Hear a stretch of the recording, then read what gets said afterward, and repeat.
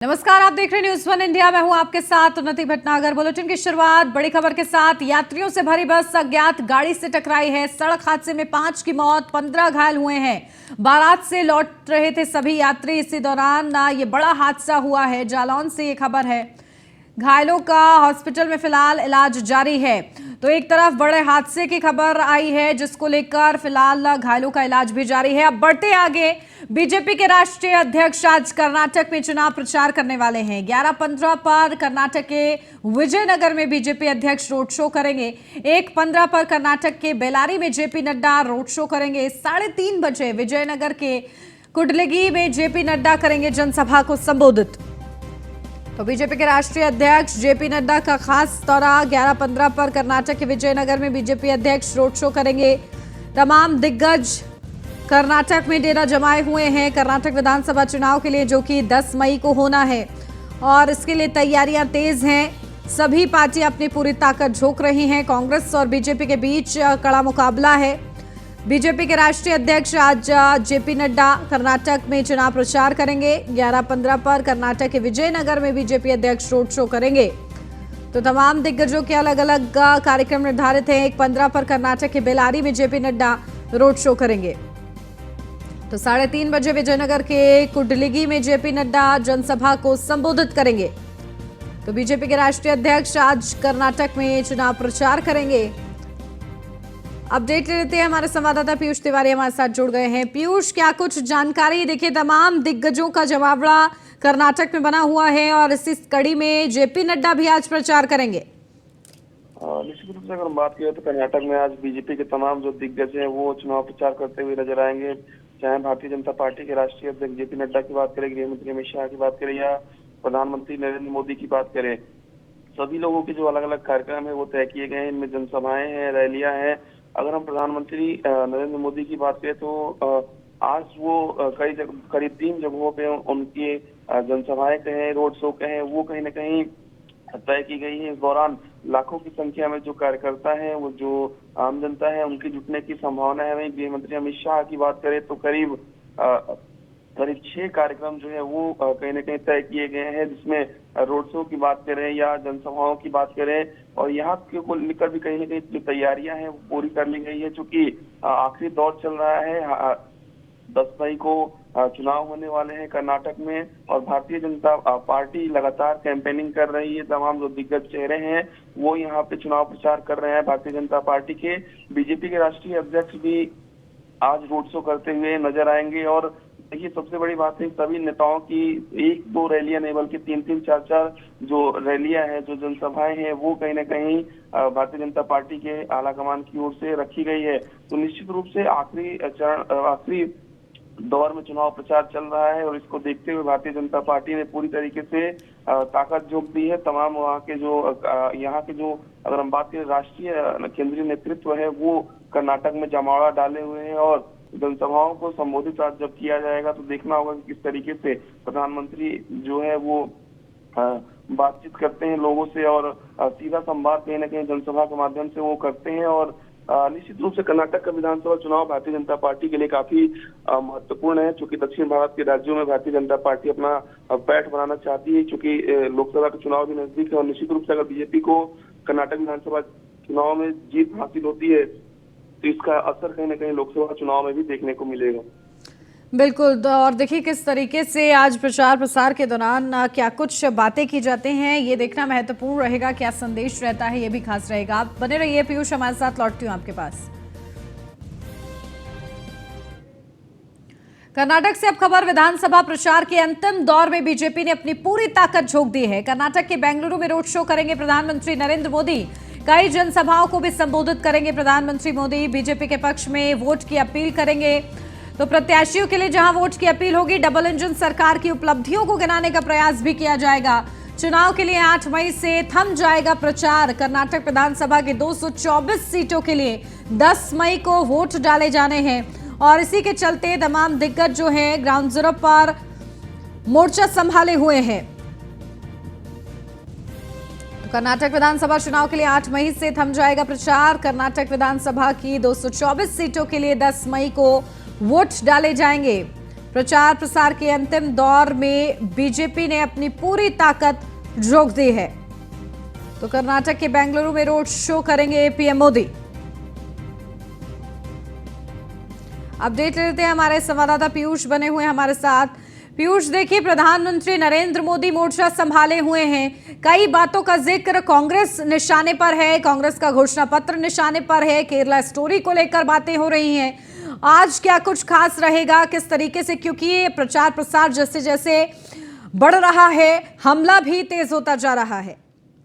देखिए, अगर हम बात करें तो निश्चित रूप से प्रधानमंत्री नरेंद्र मोदी आज कर्नाटक में चुनाव प्रचार करते हुए नजर आएंगे, क्योंकि थोड़ी देर का वक्त बचा है। करीब 8:30 बजे उनका जो रोड शो है वो कहीं न कहीं शुरू हो जाएगा। इसके अलावा 2 बजे भी एक कार्यक्रम है, जनसभा को संबोधित करते हुए नजर आएंगे। इसके साथ ही अगर हम बात करें तो 4:30 बजे भी प्रधानमंत्री नरेंद्र मोदी जो है वो एक जनसभा को संबोधित करते हुए नजर आएंगे। तो निश्चित रूप से करीब 3 जो कार्यक्रम है वो प्रधानमंत्री के तय किए गए हैं आज के लिए। और निश्चित रूप से कर्नाटक विधानसभा चुनाव की अगर हम बात करें तो चाहे कांग्रेस हो चाहे बीजेपी हो, लगातार आरोप प्रत्यारोप की जो राजनीति आमतौर पर होती है वो चल रही है। इसी बीच आपने देखा किस तरीके से बजरंग दल को बैन करने की जो जिक्र है वो कांग्रेस पार्टी ने किया। उसके बाद लगातार भारतीय जनता पार्टी का जो केंद्रीय नेतृत्व जो वहां प्रचार करने में जुटा हुआ है वो लगातार मंच के माध्यम से भी कांग्रेस पार्टी को कहीं ना कहीं निशाने पे लिया गया और कांग्रेस पार्टी सफाई देती हुई नजर आई। वहीं कांग्रेस पार्टी ने भी अपनी ताकत जो की है, तमाम जो दिग्गज चेहरे हैं कांग्रेस पार्टी के वो भी कहीं ना कहीं कर्नाटक में जुटे हुए हैं, क्योंकि दोनों ही राजनीतिक दल इस बात को अच्छी तरीके से जानते हैं कि दक्षिण भारत के राज्यों में अगर पैठ बनानी है तो निश्चित रूप से कर्नाटक विधानसभा चुनाव भी उसमें एक अहम कड़ी साबित होगा। और इसी कड़ी में कहीं ना कहीं तमाम जो चुनाव प्रचार है, जो रैलियां हैं वो की जा रही है। आपने देखा होगा कि जैसे ही भारतीय जनता पार्टी ने 40 स्टार प्रचारकों की सूची जिस दिन जारी की, उस दिन कांग्रेस पार्टी की ओर से भी 40 स्टार प्रचारकों की सूची कांग्रेस पार्टी ने भी जारी कर दी। हालांकि करीब 60 जो नेता हैं बीजेपी के वरिष्ठ जो लोग हैं उनको जिम्मेवारी कहीं ना कहीं दी गई है कर्नाटक विधानसभा चुनाव प्रचार के लिए, चूंकि अंतिम दौर चल रहा है चुनाव प्रचार के लिए। इसमें जो बीजेपी ने है वो पूरी तरीके से ताकत झोंक दी। आज प्रधानमंत्री जब रैली करेंगे तो यहाँ पे लाखों की संख्या में भीड़ जुटने की जो संभावना है वो बताई जा रही है, क्योंकि कल भी प्रधानमंत्री ने रैली की थी। वहां पे आपने देखा किस तरीके से आम लोगों से उन्होंने संवाद किया और किस तरीके से हुजूम देखने को मिला कर्नाटक की सड़कों पर, जहां पे प्रधानमंत्री की ये रैली थी। आज भी उसी तरीके से तैयारी की गई है पूरी तरीके से। वहां पे सुरक्षा के चाक चौबंद जो व्यवस्था है वो की गई है, ड्रोन से निगरानी की जा रही है। तमाम बीजेपी के जो नेता है, चाहे वो केंद्रीय नेतृत्व की बात करें या वहाँ के जो लोकल कार्यकर्ता हैं वो भी वहाँ पे जुटे हुए हैं और सुबह से ही वहाँ पे भीड़ लगी हुई है। तो निश्चित रूप से काफी महत्वपूर्ण जो कार्यक्रम है वो प्रधानमंत्री आज वहाँ पे कहीं ना कहीं उनके तय किए गए हैं। और आज चूंकि अब कम ही समय बचा है चुनाव प्रचार के लिए, तो ऐसे में भारतीय जनता पार्टी ने पूरी ताकत अपनी लगा दी है। बिल्कुल, और इसी के लिए दिग्गजों के ये ताबड़तोड़ दौरे सामने आ रहे हैं। ठीक है, बहुत शुक्रिया पीयूष आपका तमाम जानकारी के लिए।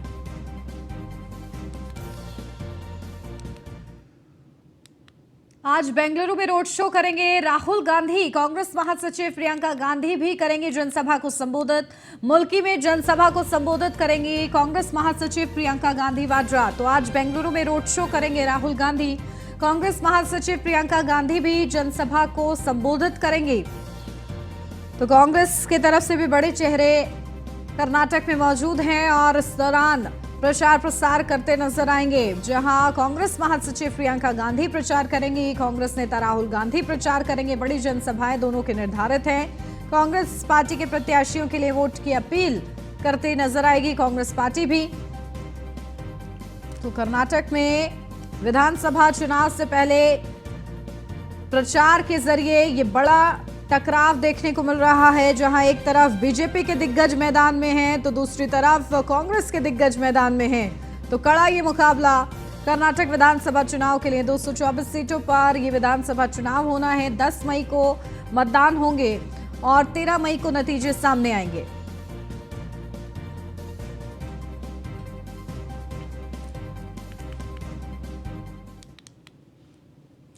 अब खबर जालौन से, बड़ी अपडेट। बारातियों से भरी बस अज्ञात गाड़ी से टकराई। हादसे में 5 लोगों की मौत हो गई, 15 से अधिक लोग घायल हुए हैं।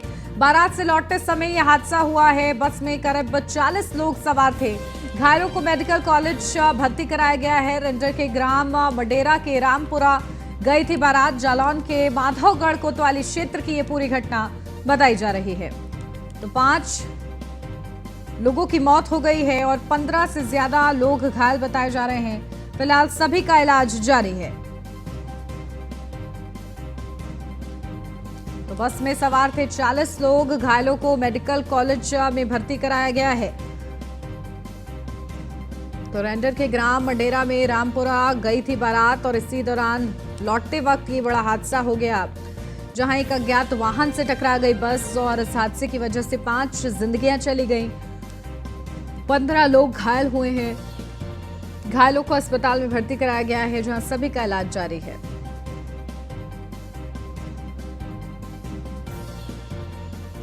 तो जालान में ये बड़ा और 2:30 से 3 बजे के बीच में एक सूचना प्राप्त हुई थी, जिसमें एक बारात जो कि थाना रेंडर क्षेत्र के से गई थी, ग्राम मडेरा से थाना रामपुरा क्षेत्र में ये बारात गई थी, लेकिन दुतावली गांव में। और वहां से लौटते समय लगभग 2:30 बजे के आसपास इस बस का किसी अज्ञात वाहन से एक्सीडेंट हुआ, जिसमें उस समय इस बस में लगभग 40 लोग बताए जा रहे हैं। वो बारातियों से भरी हुई बस थी और इसमें लगभग 15 के आसपास लोग गंभीर रूप से घायल हुए और जिनको CSC पर लाया गया। इनमें से 5 लोगों को मृत घोषित किया गया है CSC प्रभारी के द्वारा।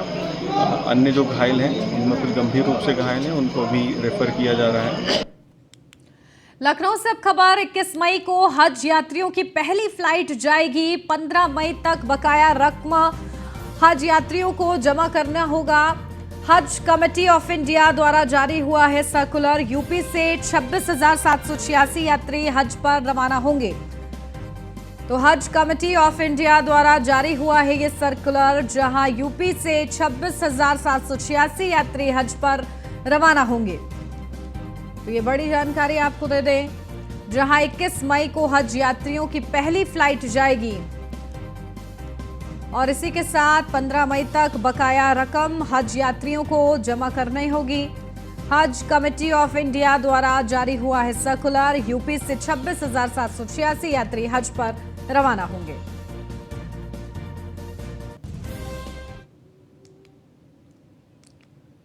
बढ़ते हैं आगे। लखनऊ से अब खबर। सब्जी लेने गई महिला के साथ लूट। जहां महिला का चेन लूटकर फरार हुए लुटेरे। लूट की घटना को अंजाम देकर स्कूटी से लुटेरा फरार हुआ है। थाना ठाकुरगंज क्षेत्र का ये पूरा मामला है। तो महिला की चेन लूटकर फरार हुए लुटेरे। थाना ठाकुरगंज क्षेत्र का पूरा मामला।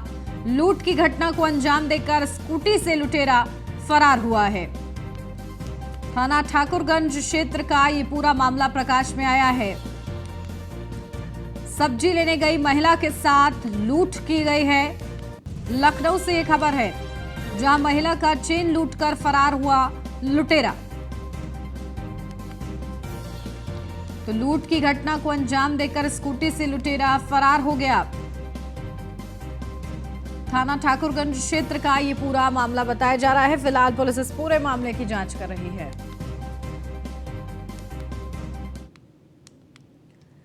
सपा नेता आजम खान ने नरपत नगर में जनसभा को संबोधित किया। इस दौरान उन्होंने हिंदू वोटरों को रिझाने की पूरी कोशिश की। दरअसल स्वार विधानसभा सीट पर 40% हिंदू वोटर हैं, तो वहीं 60% मुस्लिम वोटर एक तरफ। जहां उन्होंने मुस्लिमों को रिझाने की कोशिश की, तो वहीं भावनात्मक अंदाज में राम का नाम लेकर हिंदू वोटरों को जोड़ने का प्रयास भी किया। भगवान श्री राम के सहारे आजम खां पर हिंदू कार्ड खेला है। उन्होंने यहां अनुराधा चौहान को प्रत्याशी बनाया है, जिसे जिताने के लिए आजम खां और अब्दुल्ला आजम सभाएं तो कर ही रहे हैं, तो वहीं सभाओं में सरकार पर तीर चलाने का कोई भी मौका नहीं छोड़ रहे हैं। आजम खां ने कहा है कि मुझे काल कोठरी में बंद किया गया, लेकिन मैंने हिम्मत नहीं हारी।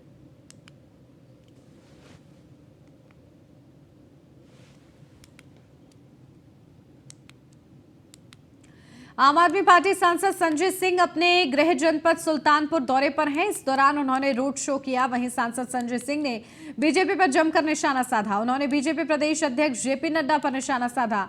उन्होंने नड्डा के बयान पर पलटवार करते हुए ट्वीट किया। जेपी नड्डा के बयान में 9 साल पहले भारत घुटने टेक कर चलने वाला था, अब दुनिया में सिक्का जमाने वाला बन गया है, पर पलटवार किया। संजय सिंह ने कहा कि हमारे वीर सपूतों ने इस देश के लिए अपनी कुर्बानी दी है, घुटने नहीं टेके हैं।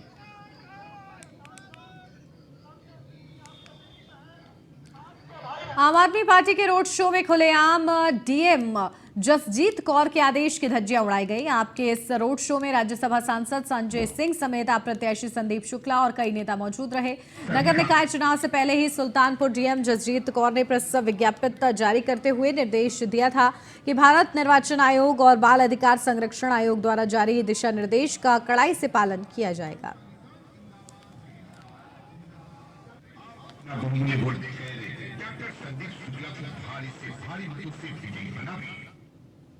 अब खबर बिजनौर के साहूवाला से है, जहां वन रेंज की टीम ने बड़ी कार्रवाई करते हुए लकड़ी माफिया पिकअप गाड़ी में भरी अवैध लकड़ी सहित गिरफ्तार किया है। बता दें कि लकड़ी माफिया जंगल से बेशकीमती लकड़ियां काटकर पिकअप में लाद कर ले जा रहा था। इसी दौरान मुखबिर की सूचना पर यह कार्रवाई की गई। वन विभाग की कार्रवाई से लकड़ी माफियाओं में हड़कंप मचा हुआ है।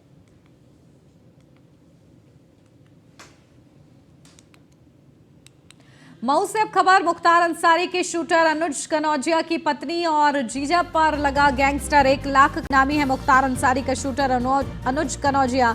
अनुज कनौजिया काफी समय से फरार चल रहा है। पुलिस ने झारखंड से शूटर की पत्नी और जीजा को जेल भेजा है। तो पुलिस अधीक्षक के निर्देश पर दोनों पर गैंगस्टर लगाया गया है, जहां पुलिस ने झारखंड से शूटर की पत्नी और उसके जीजा को जेल भेज दिया है।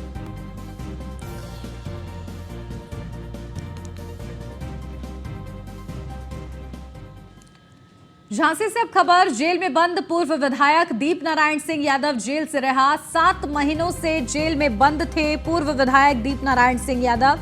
कोर्ट से जमानत मिलने पर हुई है पूर्व विधायक की रिहाई। पिछले साल 26 सितंबर को गिरफ्तारी हुई थी। तो दीप नारायण सिंह यादव को रिहा कर दिया गया है। कोर्ट से जमानत मिलने के बाद रिहाई हुई है। पिछले साल 26 सितंबर को गिरफ्तारी हुई थी। तो जेल में बंद पूर्व विधायक दीप नारायण सिंह यादव जेल से रिहा हो गए हैं। जमानत उनको मिली है। 7 महीनों से जेल में बंद थे पूर्व विधायक दीप नारायण सिंह यादव। उनको रिहा कर दिया गया है। कोर्ट से उनको जमानत मिली थी, जिसके बाद उनकी रिहाई हुई है।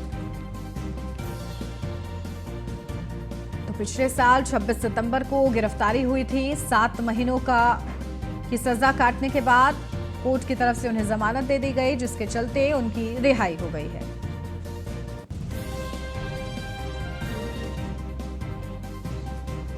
तो कोर्ट से जमानत मिलने पर पूर्व विधायक की रिहाई हो गई है।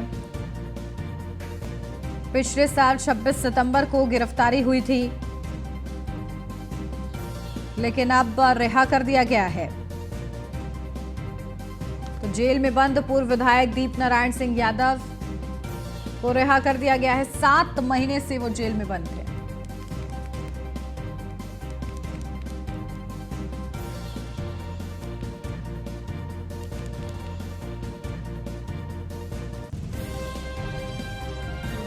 अलीगढ़ से अब खबर, बल्ले से हमला कर नाती ने की बाबा की हत्या। आरोपी ने ही पुलिस को दी सूचना। आरोपी ने खुद को किया पुलिस के हवाले। लोधा क्षेत्र के गांव बड़ौला हाजी की पूरी घटना बताई जा रही है, जहां बल्ले से हमला करके नाती ने अपने ही बाबा की हत्या कर दी। तो आरोपी ने खुद ही पुलिस को सूचना दी है और खुद को पुलिस के हवाले कर दिया है। तो लोधा क्षेत्र के गांव बड़ौला हाजी की ये पूरी घटना बताई जा रही है।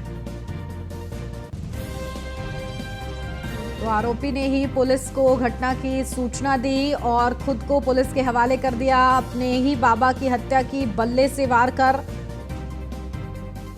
तो रिश्तों को शर्मसार कर देने वाला ये पूरा मामला, जहां एक नाती ने खुद ही अपने बाबा की हत्या कर दी, उनको मौत के घाट उतार दिया और फिर पुलिस को सूचना दी।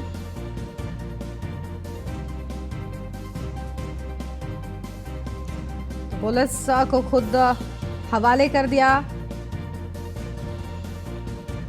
और इसको लेकर पुलिस अब इस पूरे मामले पर कार्रवाई आगे बढ़ा रही है। बड़ा ये पूरा मामला है, वजह क्या रही, जिसके चलते ये हमला किया गया, फिलहाल ये स्पष्ट नहीं है।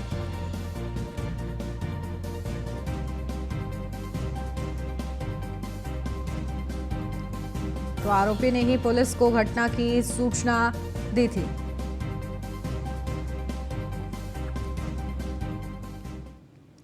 निकाय चुनाव का पहला चरण खत्म होने के बाद सभी पार्टियां दूसरे चरण के लिए जोर शोर से जनसभा कर रही हैं। बीजेपी की ओर से टिकट बंटवारे पर नजर डाली जाए तो देखा जा सकता है कि बीजेपी पर हिंदू मुस्लिम ध्रुवीकरण का आरोप लग रहा है। वहीं बीजेपी ने बागी बिठाओ अभियान को भी चला रखा है। देखिए खास रिपोर्ट।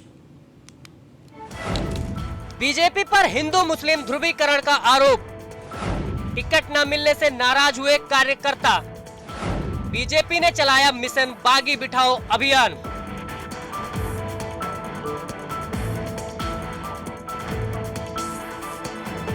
बीजेपी की बात करें तो भारतीय जनता पार्टी पर लंबे समय से हिंदू मुस्लिम ध्रुवीकरण कर मतदाताओं को लामबंद करने का आरोप लगता रहा है। संसदीय और राज्य विधानसभा चुनाव में मुस्लिम उम्मीदवारों के नामांकन में ये दिखाई भी देता है। लेकिन जब उत्तर प्रदेश में चल रहे विधानसभा चुनाव में जातिवार प्रतिनिधित्व की बात आती है तो लगता है कि पार्टी आखिरकार पिछली गलतियों पर ध्यान दे रही है। निकाय चुनाव में बीजेपी अपने पुराने रंग में है, उसे सिर्फ जिताऊ प्रत्याशी चाहिए। यही वजह है कि बीजेपी ने अनारक्षित सीटों पर भी पिछड़ी जाति और अनुसूचित जाति के उम्मीदवार उतारे। बहुत सारे ऐसे भी प्रत्याशी हैं जो अन्य दलों से आए। पार्टी के अंदर आगरा से लेकर लखनऊ तक कई जनपदों में टिकट को लेकर बगावत भी देखने को मिली। कई नेता पार्टी के विरोध में भी खुलकर सामने आए। उन्होंने बीजेपी से टिकट न मिलने पर निर्दलीय नामांकन भरा। ऐसे में पहले चरण के लिए नामांकन वापसी के आखिरी दिन बीजेपी ने मिशन बागी बिठाओ अभियान चलाया और बागियों को समझा बुझाकर उनका नामांकन वापस कराया। लेकिन अब भी कई नेताओं की बगावत कायम है। टिकट को लेकर पार्टी में बढ़ती बगावत को देखते हुए बीजेपी प्रदेश अध्यक्ष भूपेंद्र चौधरी ने तमाम जिलों में बागी उम्मीदवारों को मनाने के लिए दिग्गज नेताओं को जिम्मेदारी दी। हालांकि इसमें बीजेपी को काफी हद तक सफलता भी हासिल हुई।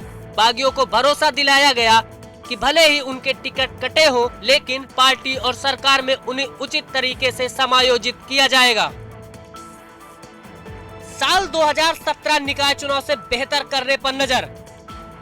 साल 2017 में सपा नहीं बना पाई थी एक भी मेयर।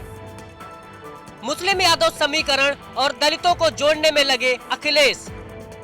वहीं अगर सपा की बात करें तो साल 2017 के निकाय चुनाव में सपा एक भी मेयर बनाने में कामयाब नहीं हो पाई थी। हालांकि उसने नगर पालिका और नगर पंचायत के चेयरमैन जरूर बना लिए थे। खैर 2022 में लगातार दोबारा हारने के बाद सपा का मनोबल जरूर टूटा था। लेकिन जब शिवपाल यादव भी आकर अखिलेश यादव के साथ डट गए तो सबको उम्मीद थी अब सपा बीजेपी को वही टक्कर देगी जो एक विरोधी दूसरे विरोधी को देता है। अखिलेश यादव ने दलितों के बड़े नेता काशीराम की मूर्ति का अनावरण करके मुस्लिम यादव के समीकरण में दलितों को भी जोड़ने की पूरी कोशिश की। बसपा के राजनीतिक भविष्य पर सवालिया निशान। साल 2017 निकाय चुनाव में बसपा ने जीते 2 मेयर। खतरे में है बसपा का जनाधिकार। इसके साथ ही बसपा का भी प्रदर्शन पिछले कुछ सालों में लगातार गिरता जा रहा है। साल 2017 के निकाय चुनाव में अलीगढ़ और मेरठ जीतकर अपने 2 मेयर बना लिए थे। लेकिन इस बार बसपा की राह पर कई चुनौतियां हैं। एक तो ये कि बसपा के राजनीतिक भविष्य पर सवालिया निशान तो है ही, दूसरा ये कि दलितों को मुख्य धारा में रखने वाली राजनीतिक पार्टी का जनाधिकार भी खतरे में पड़ रहा है।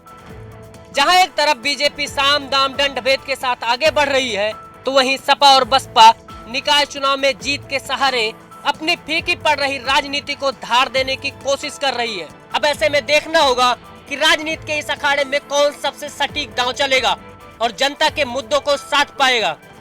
सियासत के इस उठापटक में कौन किस पर भारी पड़ेगा और वोट बैंक की राजनीति का ऊंट किस करवट बैठेगा। निकाय चुनाव में पहले चरण का मतदान खत्म हो गया है। आगामी 11 तारीख को दूसरे चरण के मतदान के बाद 13 मई को परिणाम आने के बाद साफ हो जाएगा कि 2024 में होने वाले चुनाव में कौन सी पार्टी फ्रंट फुट पर रहेगी और कौन बैक फुट पर। Bureau report, news 1 India.